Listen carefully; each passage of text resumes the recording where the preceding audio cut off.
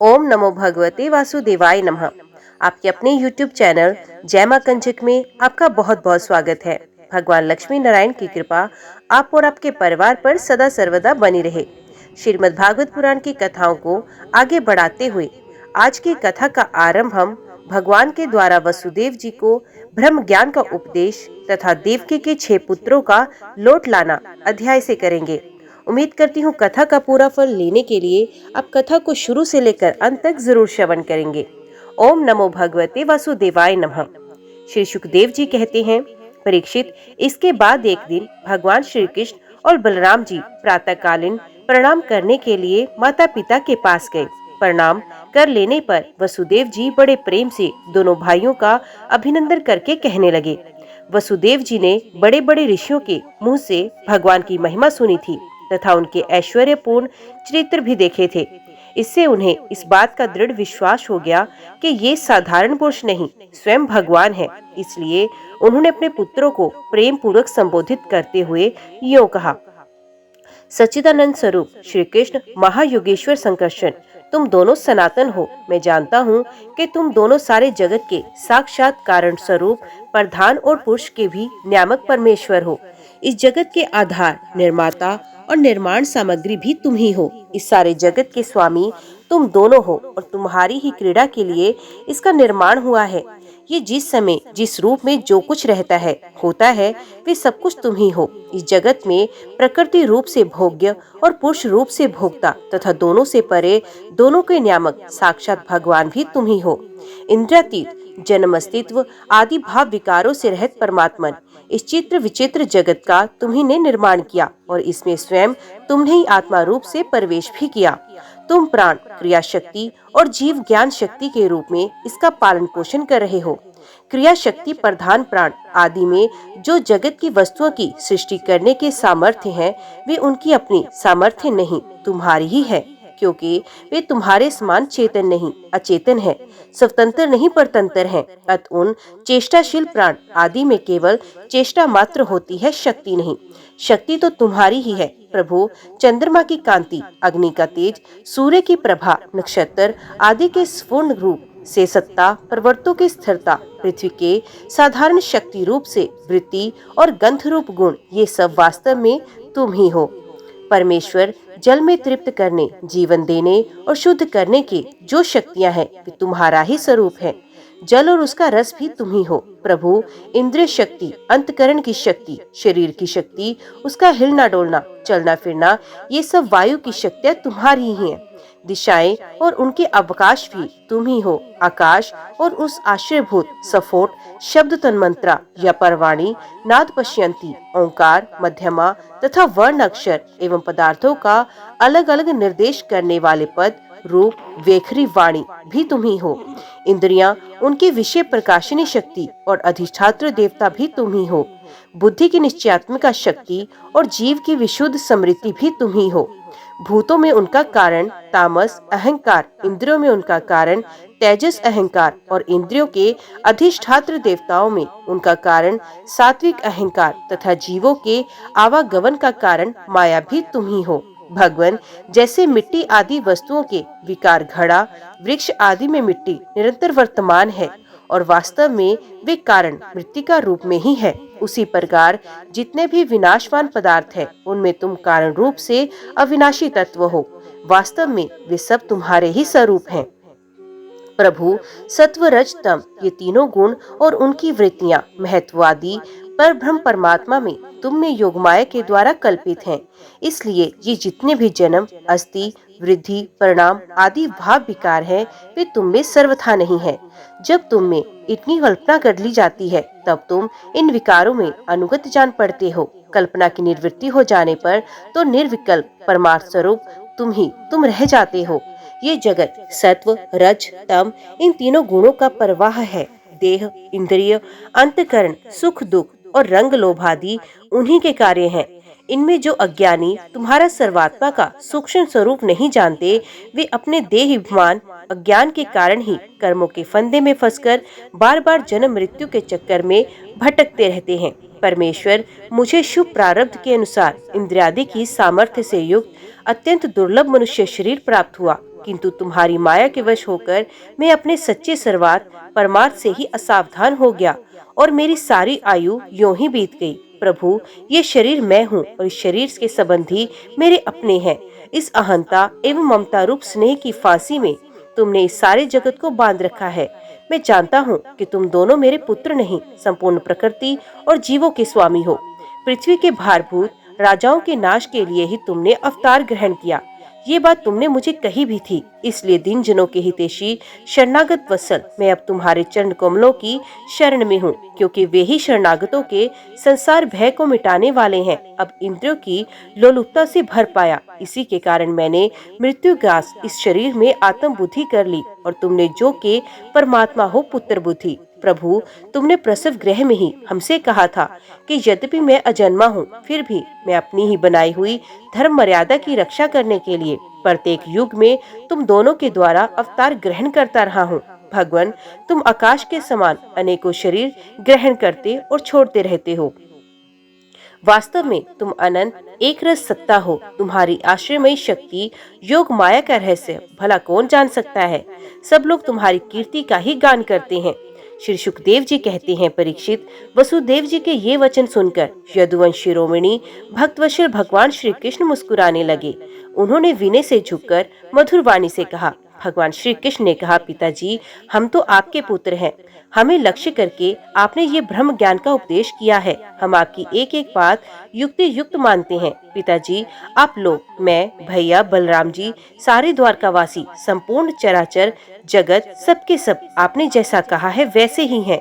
सबको ब्रह्म रूप ही समझना चाहिए। पिताजी, आत्मा तो एक ही है, परंतु वे अपने में ही गुणों की सृष्टि करता है और गुणों के द्वारा बनाए हुए पंचभूतों में एक होने पर भी अनेक, स्वयं प्रकाश होने पर भी दृश्य, अपना स्वरूप होने पर भी अपने से भिन्न, नित्य होने पर भी अनित्य और निर्गुण होने पर भी सगुण के रूप में प्रतीत होता है। जैसे आकाश, वायु, अग्नि, जल और पृथ्वी, ये पंच महाभूत अपने कार्य, घट, कुंडल आदि में प्रकट, अप्रकट, छोटे बड़े, अधिक और थोड़े, एक और अनेक से प्रतीत होते हैं, परंतु वास्तव में सत्ता रूप से वे एक ही रहते हैं। वैसे ही आत्मा में भी उपाधियों के भेद से ही नाना तत्व की प्रतीति होती है।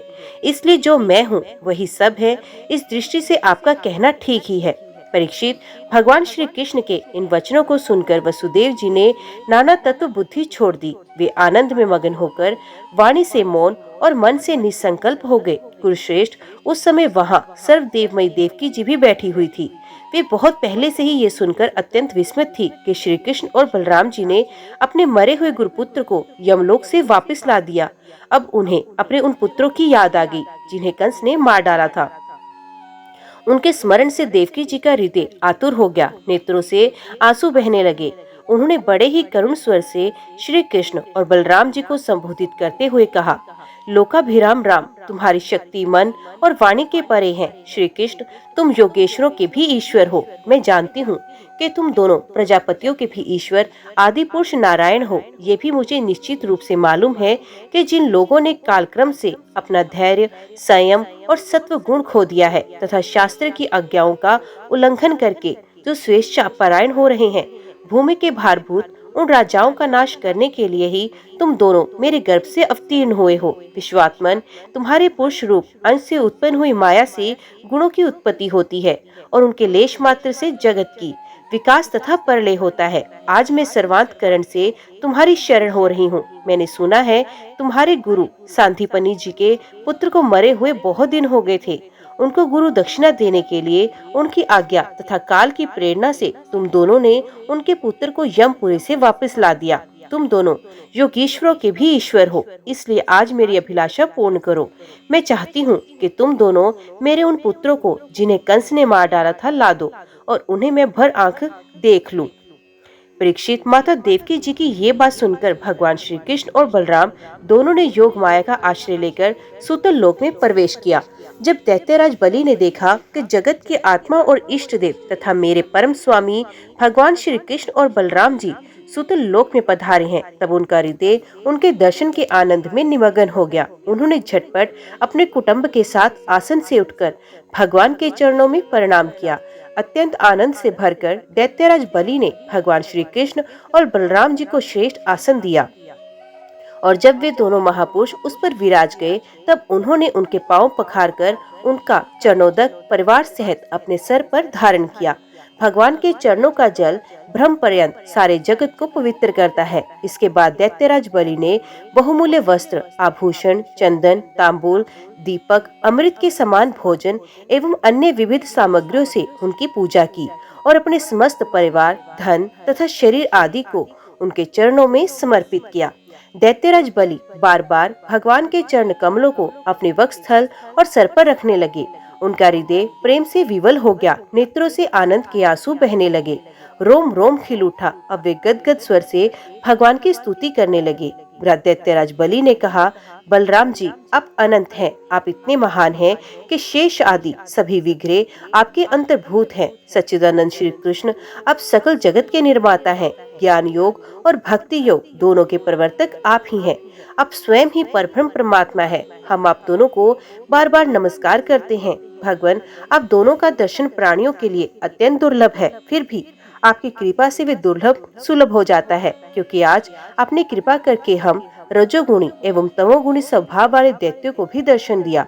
प्रभु, हम और हमारे ही समान दूसरे दैत्य, दानव, गंधर्व, सिद्ध, विद्याधर, चारण, पक्ष, यक्ष, राक्षस, पिशाच, भूत और प्रथम नायक आदि आपका प्रेम से भजन करना तो दूर रहा, आपसे सर्वदा दृढ़ वैर भाव रखते हैं। परंतु आपका श्री विग्रह साक्षात वेद में और विशुद्ध सत्व स्वरूप है। इसलिए हम लोगों में से बहुतों ने दृढ़ वैर भाव से, कुछ ने भक्ति से, कुछ ने कामना से आपका स्मरण करके उस पद को प्राप्त किया जिसे आपके समीप रहने वाले सत्व प्रधान देवता आदि भी नहीं प्राप्त कर सकते। योगेश्वरों के भी अधीश्वर बड़े बड़े योगेश्वर भी प्राय ये बात नहीं जानते कि आपकी योग माया ये है और ऐसी है, फिर हमारी तो बात ही क्या। इसलिए स्वामी, मुझ पर ऐसी कृपा कीजिए कि मेरी चित्तवृत्ति आपके उन चरण कमलों में लग जाए, जिसे किसी की उपेक्षा ना रखने वाले परमहंस लोग ढूंढा करते हैं, और उनका आश्रय लेकर मैं उनसे भिन्न इस घर गृहस्थी के अंधेरे कुएं से निकल जाऊं। प्रभु, इस प्रकार आपके उन चरण कमलों की, जो सारे जगत के एकमात्र आश्रय हैं, शरण लेकर शांत हो जाऊं और अकेला ही विचरण करूं। यदि कभी किसी का संग करना ही पड़े तो सबके परम हितैषी संतों का ही। प्रभु, आप समस्त चराचर जगत के नियंता और स्वामी हैं। आप हमें आज्ञा देकर निष्पाप बनाइए, हमारे पापों का नाश कीजिए, क्योंकि जो पुरुष श्रद्धा के साथ आपकी आज्ञा का पालन करता है, वे विधि निषेध के बंधन से मुक्त हो जाता है। भगवान श्री कृष्ण ने कहा, दैत्यराज, स्वयंभू मनवंतर में प्रजापति मरीचि की पत्नी ऊर्णा के गर्भ से 6 पुत्र उत्पन्न हुए। वे सभी देवता थे। वे ये देखकर के ब्रह्मा जी अपनी पुत्री से समागम करने के लिए उद्यत हैं, हंसने लगे। इस परिहास रूप अपराध के कारण उन्हें ब्रह्मा जी ने शाप दिया और वे असुर योनि में हिरण्यकशिपु के पुत्र रूप से उत्पन्न हुए। अब योग माया ने उन्हें वहां से लाकर देवकी के गर्भ में रख दिया और उनको उत्पन्न होते ही कंस ने मार डाला। दैत्यराज माता देवकी जी अपने उन पुत्रों के लिए अत्यंत शोकातुर हो रही हैं और वे तुम्हारे पास हैं, तथा हम अपनी माता का शोक दूर करने के लिए उन्हें यहाँ से ले जाएंगे। इसके बाद ये शाप से मुक्त हो जाएंगे और आनंद पूर्वक अपने लोक में चले जाएंगे। इनके 6 नाम हैं, स्मर, उद्गित, परिश्वंग, पतंग, शुद्रभूत और घृणी। उन्हें मेरी कृपा से उन सद्गति प्राप्त होगी। परीक्षित, इतना कहकर भगवान श्री कृष्ण चुप हो गए। दैत्यराज बलि ने उनकी पूजा की। इसके बाद श्री कृष्ण और बलराम जी बालकों को लेकर फिर द्वारका लौट आए तथा माता देवकी को उनके पुत्र सौंप दिए। उन बालकों को देखकर देवी देवकी के हृदय में वात्सल्य स्नेह की बाढ़ आ गई। उनके स्तनों से दूध बहने लगा। वे बार बार उन्हें गोद में लेकर छाती से लगाती और उनका सर सूंघती। पुत्रों के स्पर्श के आनंद से सराबोर एवं आनंदित देवकी ने उनको स्तनपान कराया। वे विष्णु भगवान की उस माया से मोहित हो रही थी जिससे वे सृष्टि चक्र चलता है। परीक्षित, देवजी जी के स्तनों का दूध साक्षात अमृत था। क्यों न हो, भगवान श्री कृष्ण जो उसे पी चुके थे, उन बालकों ने ही वही अमृत में दूध पिया। उस दूध के पीने से, भगवान श्री कृष्ण के अंगों का स्पर्श होने से उन्हें आत्म साक्षात्कार हो गया। इसके बाद उन लोगों ने भगवान श्री कृष्ण, माता देवकी, पिता वसुदेव और बलराम जी को नमस्कार किया। तदंतर सबके सामने ही वे देवलोक में चले गए। देवी देवकी ये देखकर अत्यंत विस्मित हो गई कि मरे हुए बालक लौट आए और फिर चले गए। उन्होंने ऐसा निश्चय किया कि ये श्री कृष्ण की ही कोई लीला है। परीक्षित, भगवान श्री कृष्ण स्वयं परमात्मा है, उनकी शक्ति अनंत है। उनके ऐसे ऐसे अद्भुत चरित्र इतने हैं कि किसी प्रकार उनका पार नहीं पाया जा सकता। सूत जी कहते हैं, शौनकादि ऋषियों, भगवान श्री कृष्ण की कीर्ति अमर है, अमृतमयी है। उनका चरित्र जगत के समस्त पाप तापों को मिटाने वाला तथा भक्त जनों के कर्णकुहरों में आनंद सुधा प्रवाहित करने वाला है। इसका वर्णन स्वयं व्यासनंदन भगवान श्री सुखदेव जी ने किया है। जो इसका श्रवण करता है अथवा दूसरों को सुनाता है, उसकी संपूर्ण चित्तवृत्ति भगवान में लग जाती है और वे वही उन्हीं के परम कल्याण स्वरूप धाम को प्राप्त होता है। राजा परीक्षित ने पूछा, भगवान, मेरे दादा अर्जुन ने भगवान श्री कृष्ण और बलराम जी की बहन सुभद्रा जी से, जो मेरी दादी थी, किस प्रकार विवाह किया? मैं ये जानने के लिए बहुत उत्सुक हूँ। श्री सुखदेव जी कहते हैं, परीक्षित, एक बार अत्यंत शक्तिशाली अर्जुन तीर्थ यात्रा के लिए पृथ्वी पर विचरण करते हुए प्रभास क्षेत्र पहुँचे। वहाँ उन्होंने ये सुना कि बलराम जी मेरे मामा की पुत्री सुभद्रा का विवाह दुर्योधन के साथ करना चाहते हैं और वसुदेव, श्री कृष्ण आदि उनसे इस विषय में सहमत नहीं है। अब अर्जुन के मन में सुभद्रा को पाने की लालसा जग गई। वे त्रिदंडी वैष्णव का वेश धारण करके द्वारका पहुँचे। अर्जुन सुभद्रा को प्राप्त करने के लिए वहाँ वर्षा काल में 4 महीने तक रहे। वहाँ पूर्ववासियों और बलराम जी ने उनका खूब सम्मान किया। उन्हें ये पता न चला कि ये अर्जुन है। एक दिन बलराम जी ने आतिथ्य के लिए उन्हें निमंत्रण किया और उनको वे अपने घर ले आए। त्रिदंडी वेशधारी अर्जुन को बलराम जी ने अत्यंत श्रद्धा के साथ भोजन सामग्री निवेदित की और उन्होंने प्रेम से भोजन किया। अर्जुन ने भोजन के समय वहाँ विवाह योग्य परम सुंदरी सुभद्रा को देखा। उसका सौंदर्य बड़े बड़े वीरों को मन हरने वाला था। अर्जुन के नेत्र प्रेम से प्रफुल्लित हो गए। उनका मन उसे पाने की आकांक्षा से क्षुब्ध हो गया और उन्होंने उसे पत्नी बनाने का दृढ़ निश्चय कर लिया। परीक्षित, तुम्हारे दादा अर्जुन भी बड़े ही सुंदर थे। उनके शरीर की गठन, भावभंगी स्त्रियों का हृदय स्पर्श करती थी। उन्हें देखकर सुभद्रा ने भी मन में उन्हीं को पति बनाने का निश्चय किया। वे तनिक मुस्कुराकर लजीली चितवन से उनकी ओर देखने लगी। उसने अपना हृदय उन्हें समर्पित कर दिया। अब अर्जुन केवल उसी का चिंतन करने लगे और इस बात का अवसर ढूंढने लगे कि इसे कब हर के ले जाऊं। सुभद्रा को प्राप्त करने की उत्कट कामना से उनका चित्त चक्कर काटने लगा। उन्हें तनिक भी शांति नहीं मिलती थी। एक बार सुभद्रा जी देव दर्शन करने के लिए रथ पर सवार होकर द्वारका दुर्ग से बाहर निकली। उसी समय महारथी अर्जुन ने देवकी वसुदेव और श्री कृष्ण की अनुमति से सुभद्रा का हरण कर लिया। रथ पर सवार होकर अर्जुन ने धनुष उठा लिया और जो सैनिक उन्हें रोकने के लिए आए, उन्हें मार पीट कर भगा दिया। सुभद्रा ने निज जन रोते चिल्लाते रह गए और अर्जुन जिस प्रकार सिंह अपना भाग लेकर चल देता है, वैसे ही सुभद्रा को लेकर चले गए। ये समाचार सुनकर बलराम जी बहुत बिगड़े। वे वैसे ही क्षुब्ध हो उठे जैसे पूर्णिमा के दिन समुद्र। परंतु भगवान श्री कृष्ण तथा अन्य सुहृद संबंधियों ने उनके पैर पकड़कर उन्हें बहुत कुछ समझाया। तब वे शांत हुए। इसके बाद बलराम जी ने प्रसन्न होकर वर वधू के लिए बहुत सा धन सामग्री, हाथी, रथ, घोड़े और दासी दास दहेज में भेजे। परीक्षित, विदेह की राजधानी मिथिला में एक गृहस्थ ब्राह्मण थे। उनका नाम था रुतदेव। वे भगवान श्री कृष्ण के परम भक्त थे। वे एकमात्र भक्ति से ही पूर्ण मनोरथ, परम शांत, ज्ञानी व विरक्त थे। वे गृहस्थ आश्रम में रहते हुए भी किसी प्रकार का उद्योग नहीं करते थे। जो कुछ मिल जाता उसी से अपना निर्वाह करते। प्रारब्धवश प्रतिदिन उन्हें जीवन निर्वाह करने के लिए सामग्री मिल जाया करती, अधिक नहीं। वे उतने ही संतुष्ट से और अपने वर्णाश्रम के अनुसार धर्म पालन में तत्पर रहते थे। प्रिय परीक्षित, उस देश के राजा भी ब्राह्मण के समान ही भक्तिमान थे। मैथिल वंश के उन प्रतिष्ठित नरपति का नाम था बहुलाश्व। उनमें अहंकार का लेश भी नहीं था। रुतदेव और बहुलाश्व दोनों ही भगवान श्री कृष्ण के प्यारे भक्त थे। एक बार भगवान श्री कृष्ण ने उन दोनों पर प्रसन्न होकर दारुक से रथ मंगवाया और उस पर सवार होकर द्वारका से विदेह देश की ओर प्रस्थान किया। भगवान के साथ नारद, वामदेव, अत्रि, वेदव्यास, परशुराम, अस्ति, अरुणी और मैं शुकदेव, बृहस्पति, कण्व, मैत्र, च्यवन आदि ऋषि भी थे। परीक्षित, वे जहाँ जहाँ पहुँचते वहाँ वहाँ के नागरिक और ग्रामवासी प्रजा पूजा की सामग्री लेकर उपस्थित होते। पूजा करने वालों को भगवान ऐसे जान पड़ते मानो ग्रहों के साथ साक्षात सूर्य नारायण उदय हो रहे हों। परीक्षित, उस यात्रा में अनर्थ, धन्व, कुरु जंगल, कंक, मत्स्य, पांचाल, कुंती, मधु, कैकई, कौशल, अरण आदि अनेकों देशों के नर नारियों ने अपने नेत्र रूपी दोनों से भगवान श्री कृष्ण के उन्मुक्त हास्य और प्रेम भरी चितवन से युक्त मुखारविंद के मकरंद रस का पान किया। त्रिलोकगुरी भगवान श्री कृष्ण के दर्शन से उन लोगों की अज्ञान दृष्टि नष्ट हो गई। प्रभु दर्शन करने वाले नर नारियों को अपनी दृष्टि से परम कल्याण और तत्व ज्ञान का दान करते चल रहे थे। स्थान स्थान पर मनुष्य और देवता भगवान की उस कीर्ति का गान करके सुनाते जो समस्त दिशाओं को उज्जवल बनाने वाली एवं समस्त अशुभों का विनाश करने वाली है। इस प्रकार भगवान श्री कृष्ण धीरे धीरे विदेह देश में पहुँचे।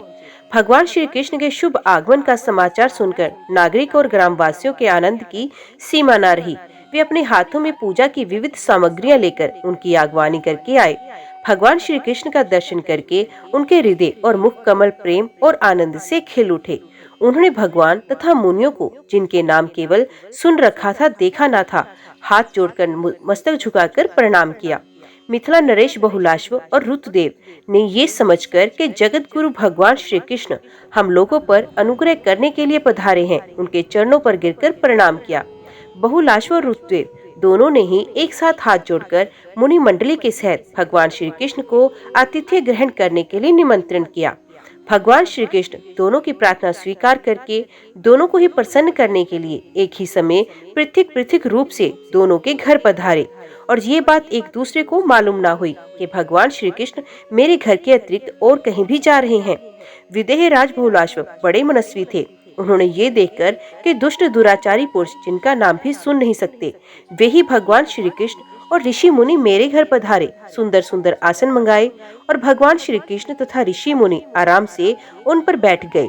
उस समय बहुलाश्व की विचित्र दशा थी। प्रेम भक्ति के उद्रेक से उनका हृदय भर आया, नेत्रों में आंसू उमड़ आए। उन्होंने अपने पूज्यतम अतिथियों के चरणों में नमस्कार करके पांव पखारे और अपने कुटुंब के साथ उनके चरणों का लोक पावन जल सर पर धारण किया और फिर भगवान एवं भगवत स्वरूप ऋषियों को गंध, माला, वस्त्र, अलंकार, धूप, दीप, अर्घ्य, गोबैल आदि समर्पित करके उनकी पूजा की। जब सब लोग भोजन करके तृप्त हो गए, तब राजा बहुलाश्व भगवान श्री कृष्ण के चरणों को अपनी गोद में लेकर बैठ गए और बड़े आनंद से धीरे धीरे उन्हें सहलाते हुए बड़ी मधुर वाणी से भगवान की स्तुति करने लगे। राजा बहुलाश्व ने कहा, प्रभु, आप समस्त प्राणियों की आत्मा, साक्षी एवं स्वयं प्रकाश हैं। हम सदा सर्वदा आपके चरण कमलों का स्मरण करते हैं। इसी से आपने हम लोगों को दर्शन देकर कृतार्थ किया। भगवान, आपके वचन है कि मेरा अनन्य प्रेमी भक्त मुझे अपने स्वरूप बलराम जी, अर्धांगिनी लक्ष्मी और पुत्र ब्रह्मा से भी बढ़कर प्रिय है। अपने उन वचनों को सत्य करने के लिए ही आपने हम लोगों को दर्शन दिया। भला ऐसा कौन सा पुरुष है जो आपकी इस परम दयालुता और प्रेम वशता को जानकर भी आपके चरण कमलों का परित्याग कर सके। प्रभु, जिन्होंने जगत की समस्त वस्तुओं का एवं शरीर आदि का भी मन से परित्याग किया, उन परम शांतु मुनियों को आप अपने तक को भी दे डालते हैं। अपने यदुवंश से अवतार लेकर जन्म मृत्यु के चक्कर में पड़े हुए मनुष्यों को उससे मुक्त करने के लिए जगत में ऐसे विशुद्ध यश का विस्तार किया है जो त्रिलोकी के पाप ताप को शांत करने वाला है। प्रभु, आप अचिंत्य, अनंत, ऐश्वर्य और माधुर्य की निधि हैं। सबके चित्त को अपनी ओर आकर्षित करने के लिए आप सच्चिदानंद स्वरूप परम ब्रह्म हैं। आपका ज्ञान अनंत है। परम शांति का विस्तार करने के लिए आप ही नारायण ऋषि के रूप में तपस्या कर रहे हैं। मैं आपको नमस्कार करता हूँ।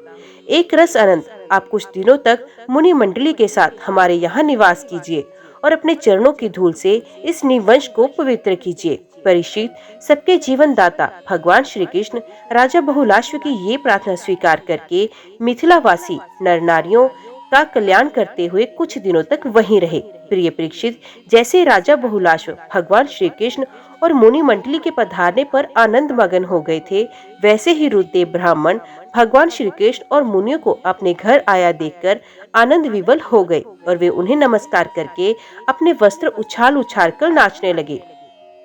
रुद्रदेव ने चटाई, पीढ़े और कुशासन बिछाकर उन पर भगवान श्री कृष्ण और मुनियों को बिठाया। स्वागत भाषण आदि के द्वारा उनका अभिनंदन तथा अपनी पत्नी के साथ बड़े आनंद से सबके पांव पखारे। परीक्षित, महान सौभाग्यशाली रुद्रदेव ने भगवान और ऋषियों के चरणोदक से अपने घर और कुटुंबियों को सींच दिया। इस समय उनके सारे मनोरथ पूर्ण हो गए थे। वे हर्षातिरेक से मतवाले हो रहे थे। तदंतर उन्होंने फल, गंध, खस से सुवासित निर्मल एवं मधुर जल, सुगंधित मिट्टी, तुलसी, कुश, कमल आदि अनास प्राप्त पूजा सामग्री और सत्व गुण बढ़ाने वाली अन्न से सबकी आराधना की।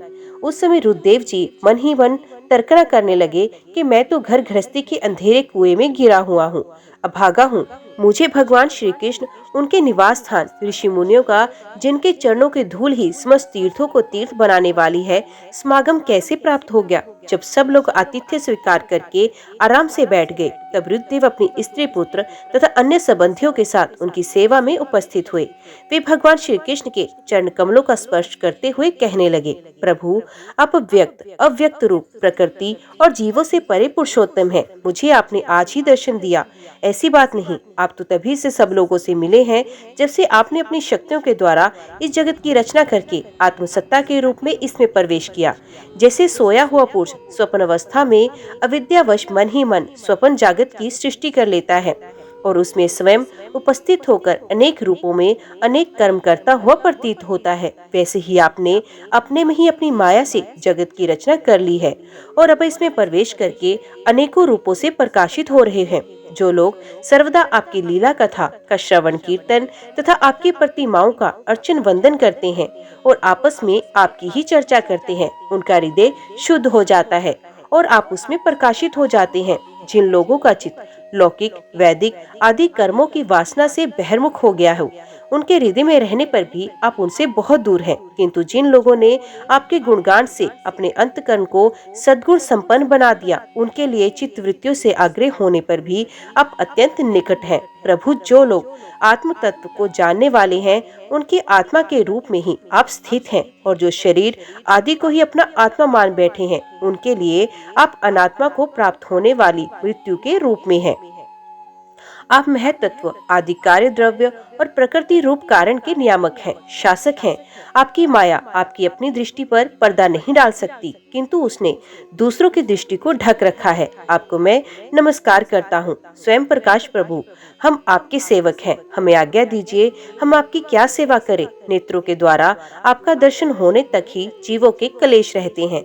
आपके दर्शन में ही समस्त कलेशों की परिसमाप्ति है। परीक्षित, शरणागत भयहारी भगवान श्री कृष्ण ने रुद्रदेव की प्रार्थना सुनकर अपने हाथ से उनका हाथ पकड़ लिया और मुस्कुराते हुए कहा, प्रिय रुद्रदेव, ये बड़े बड़े ऋषि मुनि तुम पर अनुग्रह करने के लिए ही यहाँ पधारे हैं। ये अपने चरण कमलों की धूल से लोगों और लोगों को पवित्र करते हुए मेरे साथ विचरण कर रहे हैं। देवता, पुण्य क्षेत्र और तीर्थ आदि तो दर्शन, स्पर्श, अर्चन आदि के द्वारा धीरे धीरे बहुत दिनों में पवित्र करते हैं, परंतु संत पुरुष अपनी दृष्टि से ही सबको पवित्र करते हैं। यही नहीं, देवता आदि में जो पवित्र करने की शक्ति है, वे भी उन्हें संतों की दृष्टि से ही प्राप्त होती है। रुद्रदेव, जगत में ब्राह्मण जन्म से ही सब प्राणियों में श्रेष्ठ है। यदि वे तपस्या, विद्या, संतोष और मेरी उपासना, मेरी भक्ति से युक्त हो, तब तो कहना ही क्या। मुझे अपना ये चतुर्भुज रूप ही ब्राह्मणों की अपेक्षा अधिक प्रिय नहीं है, क्योंकि ब्राह्मण सर्वदेवमय और मैं सर्वदेवमय हूँ। दुर्बुद्धि मनुष्य इस बात को ना जानकर केवल मेरी मूर्ति आदि में ही पूज्य बुद्धि रखते हैं और गुणों में दोष निकालकर मेरे स्वरूप जगत गुरु ब्राह्मण का, जो कि उनकी आत्मा ही है, तिरस्कार करते हैं। ब्राह्मण मेरा साक्षात्कार करके अपने चित्त से ये निश्चय कर लेता है कि ये चराचर जगत, इसके संबंध की सारी भावनाएं और इसके कारण प्रकृति, महत्व आदि सबके सब आत्म स्वरूप भगवान के ही रूप हैं। इसलिए रुद्रदेव, तुम इन ब्रह्म ऋषियों को मेरा ही स्वरूप समझकर पूरी श्रद्धा से इनकी पूजा करो। यदि तुम ऐसा करोगे, तब तो तुमने साक्षात अनायास ही मेरा पूजन कर लिया, नहीं तो बड़ी बड़ी बहुमूल्य सामग्रियों से ही मेरी पूजा नहीं हो सकती। श्री सुखदेव जी कहते हैं, परीक्षित, भगवान श्री कृष्ण का ये आदेश पाकर रुद्रदेव ने भगवान श्री कृष्ण और ब्रह्म ऋषियों की एकात्म भाव से आराधना की तथा उनकी कृपा से वे भगवत स्वरूप को प्राप्त हो गए। राजा बहुलाश्व ने भी वही गति प्राप्त की। प्रिय परीक्षित, जैसे भक्त भगवान की भक्ति करते हैं, वैसे ही भगवान भी भक्तों की भक्ति करते हैं। वे अपने दोनों भक्तों को प्रसन्न करने के लिए कुछ दिनों तक मिथिलापुरी में ही रहे और उन्हें साधु पुरुषों के मार्ग का उपदेश करके वे द्वारका लौट आए। ओम नमो भगवते वासुदेवाय नमः। आज के वीडियो में इतना ही। उम्मीद करती हूँ वीडियो आपको पसंद आई होगी। वीडियो पसंद आई हो तो वीडियो को लाइक और चैनल को सब्सक्राइब जरूर कीजिएगा। जय श्री हरि लिखकर कमेंट बॉक्स में अपनी हाजिरी और अपने सुझाव देना ना भूलेगा। तो मिलते हैं अगली कथा अगले अध्याय के साथ। तब तक के लिए देखते व सुनते रहिए। जय मां कंजक, जय माता दी।